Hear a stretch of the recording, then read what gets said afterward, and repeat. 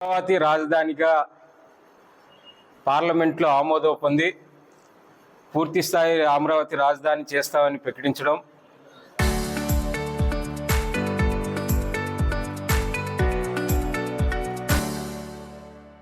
ద్రౌపది ముర్ము గారు దాన్ని ఆమోదించడం పట్ల అఖిల భారతీయ యువజన సమైక్యగా ఆంధ్రప్రదేశ్ యువతగా మేము పూర్తిగా స్వాగతిస్తున్నాం. అలాగే అమరావతిని ఫ్రీ జోన్ చేయాలని, అలాగే 3 ప్రాంతాలు అధికార వికేంద్రీకరణ కాకుండా అభివృద్ధి వికేంద్రీకరణ కావాలని, ఒక చోటిగా అమరావతికి మాత్రమే పరిమితం కాకూడదు అభివృద్ధి, రాష్ట్రంలో నలుమూల ఉండే గ్రామాల వరకు అభివృద్ధి చెందాలని, అలాగే రాష్ట్రంలో నలుమూల ఉండే ఎవరైతే నిరుద్యోగ యువత ఉన్నారో వాళ్ళందరికీ ఉపాధి కలిగించే విధంగా రాబోయే కాలంలో ఎన్డీఏ ప్రభుత్వం నుంచి ఏదైతే ప్రత్యేక హోదా, ప్రత్యేక ప్యాకేజు మనకు రావాల్సిన నిధుల కోసం కూడా పోట్లాడాలని ఈ సందర్భంగా తెలియజేస్తున్నాం. ఇప్పటికే చూస్తున్నట్టయితే రాష్ట్రం నిరుద్యోగ రాష్ట్రంగా మారిపోయింది. ఇక్కడ ఉద్యోగాలు లేవు, ఉద్యోగ కల్పన లేదు, ఈరోజు పరిశ్రమలు లేవు. పరిశ్రమలు లేకుండా చాలా మంది యువత పక్క రాష్ట్రాలకు వలసపోతున్నారు. అర్ధ నిరుద్యోగంతో ఇప్పుడే ఆంధ్రప్రదేశ్ యువత బాధపడుతున్నారు.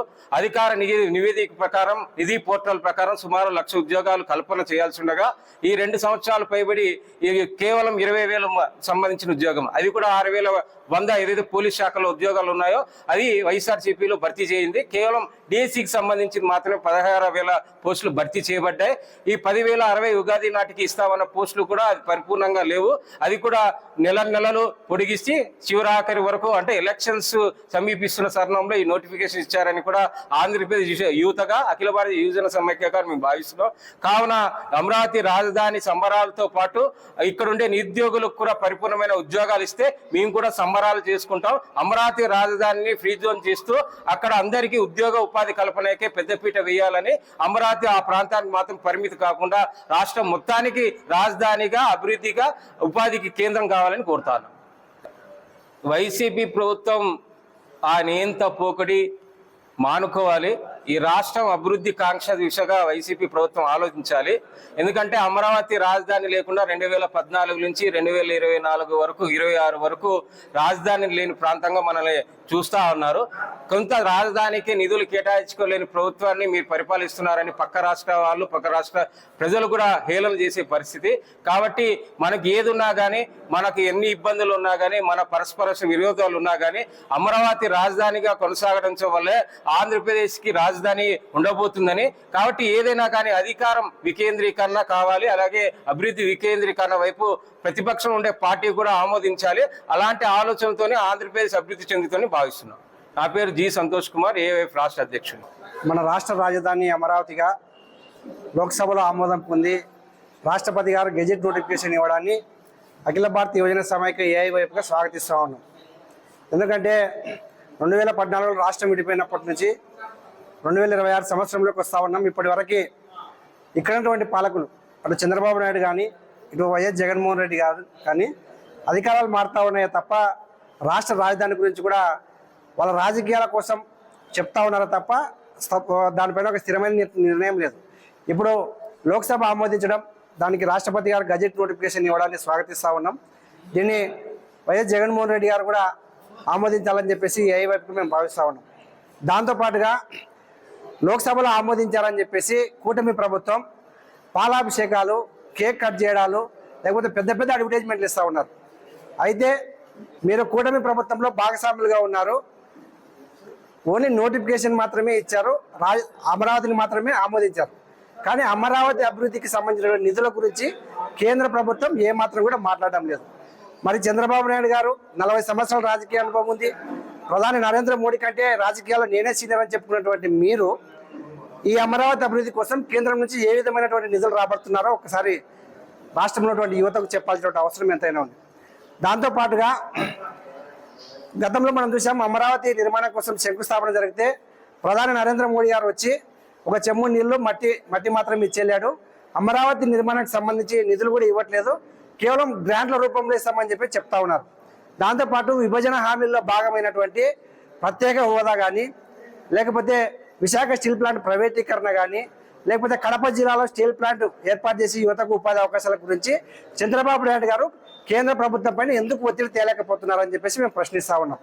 కాబట్టి ఇప్పటికైనా కూటమి ప్రభుత్వం డబుల్ ఇంజిన్ సర్కార్లో మీరు ఎన్డీఏ కూటమిలో భాగస్వాములుగా ఉన్నారు కాబట్టి రాష్ట్రంలో ఉన్నటువంటి యువతకు మీరు ఎన్నికల ప్రకారం ఇచ్చినటువంటి హామీ ప్రకారం ఉద్యోగ అవకాశాలు కల్పించాలన్నా, లేకపోతే వెనుకబడినటువంటి రాయలసీమ అభివృద్ధి చెందాలన్నా, రాయలసీమ కడప జిల్లాలో ఉన్నటువంటి స్టీల్ ప్లాంట్ను వెంటనే ఇప్పటికే చంద్రబాబు నాయుడు గారు కానీ జగన్మోహన్ రెడ్డి గారు కానీ శంకుస్థాపనలకే పరిమితం అవుతున్నారు కడప స్టీల్ ప్లాంట్కి సంబంధించి. కాబట్టి స్టీల్ ప్లాంట్ కూడా నిధులు రాబట్టాలి. మీరు అమరావతి పైన ఎంత ఇంట్రెస్ట్ చూపించి లోక్సభలో ఆమోదింపజేశారో అంతే ఉత్సాహంతో మన వెనుకబడినటువంటి ఆంధ్రప్రదేశ్కు నిధులు రాబట్టడంలో కూడా మీ ఎంపీల తీరా కేంద్ర ప్రభుత్వం పైన ఒత్తిడి తెచ్చే విధంగా చర్యలు తీసుకోవాలని చెప్పేసి కోరుతా. దాంతోపాటుగా అనేక మంది కార్మికులకు ఉపాధి అవకాశాలు కల్పిస్తున్నటువంటి విశాఖ స్టీల్ ప్లాంట్ను కూడా ప్రైవేటీకరణ చేయడం కోసం కేంద్ర ప్రభుత్వం కుట్ర పడుతూ ఉంది. కూటమిలో ఉన్నటువంటి ఎంపీలందరూ కూడా విశాఖ స్టీల్ ప్లాంట్ పరిరక్షణ కోసం మాట్లాడాలని చెప్పేసి, దాంతోపాటుగా ఇప్పటి వరకు ఏపీ అంటే అమరావతి, పోలవరం ఈ రెండు మాత్రమే కనపడతా ఉన్నాయి కూటమి ప్రభుత్వానికి. వెనుకబడినటువంటి రాయలసీమ ఇప్పుడే మనం చూస్తూ ఉన్నాం, తాగేందుకు నీళ్ళు లేనటువంటి పరిస్థితి కూడా మన రాయలసీమ జిల్లాల్లో కనపడతా ఉంది. అటు ఉత్తరాంధ్ర చూసుకుంటే అత్యధిక దయనీయ పరిస్థితిలో ఉంది. కాబట్టి కూటమి ప్రభుత్వం అమరావతి పైన మాత్రమే కాకుండా పోలవరం ప్రాజెక్టు పైనే కాకుండా మీకు అన్ని రాష్ట్ర వ్యాప్తంగా అత్యధిక మెజార్టీ ఇచ్చి గెలిపించారు. కాబట్టి రాయలసీమ అభివృద్ధి కోసం కూడా మీరు కేంద్ర ప్రభుత్వం పైన ఒత్తిడి తెచ్చి నిధులు రాబట్టి విభజన హామీలను సాధించేందుకు కూడా కూటమి ప్రభుత్వంలో ఉన్నటువంటి నాయకులందరూ కలిసికట్టుగా పనిచేయాలని చెప్పేసి ఆ వైపున చేసినప్పుడు అఖిల భారతీయ యువజన సమైక్య ఏ వైపుగా కూడా కేంద్ర ప్రభుత్వం పైన కూటమి ప్రభుత్వం చేసే ఒత్తిడికి మద్దతుగా ఉంటామని చెప్పేసి తెలియజేస్తా ఉన్నాం. దాంతోపాటుగా అమరావతి రాజధానిని ఫ్రీ జోన్గా ప్రకటించాలి. గతంలో మనం ఉమ్మడి ఆంధ్రప్రదేశ్గా ఉన్నప్పుడు హైదరాబాద్ వచ్చేసి మనకి ఫ్రీ జోన్గా ఉండేది. కాబట్టి ఇప్పుడు రాష్ట్ర వ్యాప్తంగా వెనుకబడినటువంటి రాయలసీమ ఉత్తరాంధ్ర జిల్లాలకి అమరావతిలో ఉద్యోగ అవకాశాలు కావాలంటే అమరావతిని ఫ్రీ జోన్గా ప్రకటించాలని చెప్పేసి అఖిల భారతీయ యువజన సమైక్య ఏఐవైపుగా డిమాండ్ చేస్తా ఉన్నాం. ఏఐవైఎఫ్ జిల్లా కార్యదర్శి కర్నూలు. కేంద్ర ప్రభుత్వం అమరావతి పైన గజెట్ నోటిఫికేషన్ని అఖిల భారతీయ యువజన సమైక్య పూర్తిగా స్వాగతిస్తుంది. గజెట్ నోటిఫికేషన్ని అదే ఆంధ్రప్రదేశ్లో అమరావతిని కొనసాగించాలి. అమరావతి అభివృద్ధి కాదు, ఈ రాష్ట్రంలో వికేంద్రీకరణ అభివృద్ధి జరగాలి. అటు రాయలసీమ ప్రాంతం కానీ, ఇటు ఉత్తరాంధ్ర ప్రాంతం కానీ, కోస్తా ప్రాంతం కానీ మూడు కలుపుకుంటూ ఈ రాష్ట్రంలో అధికారంలో ఉన్న ఎన్డీఏ గవర్నమెంట్ డబుల్ ఇంజిన్ సర్కార్ కాబట్టి, కేంద్రంలో వాళ్ళే రాష్ట్రంలో వాళ్ళే కాబట్టి పూర్తి స్థాయిలో రాష్ట్రం నలువైపులో కూడా అభివృద్ధి జరగాలి. అలాగే అమరావతిని రాజధానిగా చేసిన తర్వాత అమరావతి ఫ్రీ జోన్ చేయాలి. 28 రాష్ట్రాల్లో నిరుద్యోగ యువత పెద్ద ఎత్తున ఉన్న 28 జిల్లాల్లో పెద్ద ఎత్తున నిరుద్యోగ యువత ఉన్నారు కాబట్టి వాళ్ళందరికీ ఉద్యోగ ఉపాధి అవకాశాలు కల్పించాలంటే అమరావతి ఫ్రీ జోన్గా ప్రకటిస్తూ జూన్ 2వ తేదీ నుంచి అమరావతి పరిపాలన జరుగుతుంది. కాబట్టి ఉద్యోగ ఉపాధి అవకాశాలు కల్పించే విధంగా ఎన్డీఏ గవర్నమెంట్ చొరవ చూపాలని చెప్పి తెలుపుతున్నాం.